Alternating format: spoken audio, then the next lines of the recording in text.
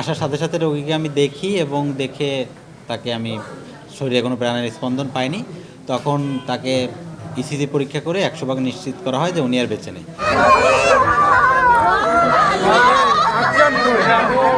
আমরা যদি সম্মিলিতভাবে প্রতিরোধ করতে ব্যর্থ হই, তাহলে আগামীর বুলেটটি আমাদের কার দিকে তাক করে রয়েছে এটা কিন্তু আমরা কেউ জানি না। ওই রানিংয়ে গুলি করে দিয়ে বেরিয়ে গেছে তারা।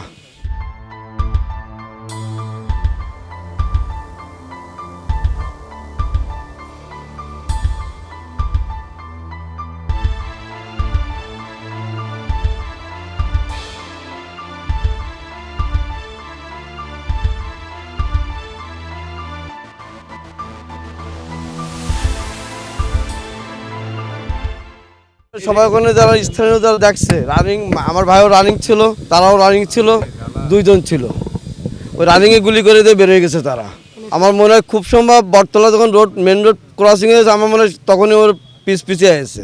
যখন ও ফাঁকা হয়েছে তখন মনে হয় ওর গুলিটা কাটা হয়েছে। কোনো ব্যবসায়ীভাবে কোনো শত্রুতা নেই। এখন রাজনীতিতে আছে কিনা এটা উপর ও জানার উপর আল্লাহ ছাড়া জানে, এছাড়া আমরা পার্সোনাল করে বলতে পারবো না এটা।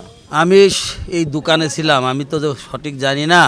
শুনলাম আমার ভাই রে গুলি করেছে, মাথায় গুলি করেছে। এবার হাসপাতালে এসে দেখি আমার ভাই মারা গেছে। এইটুকুই জানি, এছাড়া কিছুই জানি না। আলমগীর হোসেন, বয়স 50, এমন একজন ব্যক্তিকে তার আত্মীয় স্বজনরা দৌড়াদৌড়ি করে আমাদের জরুরি বিভাগে সন্ধ্যা 7টার পরপরই নিয়ে আসে। রোগীর মাথার অংশ এবং শরীরের উপরের অংশ একদম রক্তে ভেজা ছিল। আসার সাথে সাথে রোগীকে আমি দেখি এবং দেখে তাকে আমি শরীরে কোনো প্রাণের স্পন্দন পাইনি। তখন তাকে ইসিজি পরীক্ষা করে 100% নিশ্চিত করা হয় যে উনি আর বেঁচে নেই। প্রাথমিকভাবে জিজ্ঞাসাবাদে তারা সাথে যারা ছিল তারা বলে যে তার মাথায় গুলি করা হয়েছে। তখন আমি মাথায় যখন দেখি তখন মাথার বাম সাইডে একটা ক্ষতচিহ্ন পাই। এখন লাশ ময়নাতদন্তের জন্য মর্গে পাঠানো হয়েছে।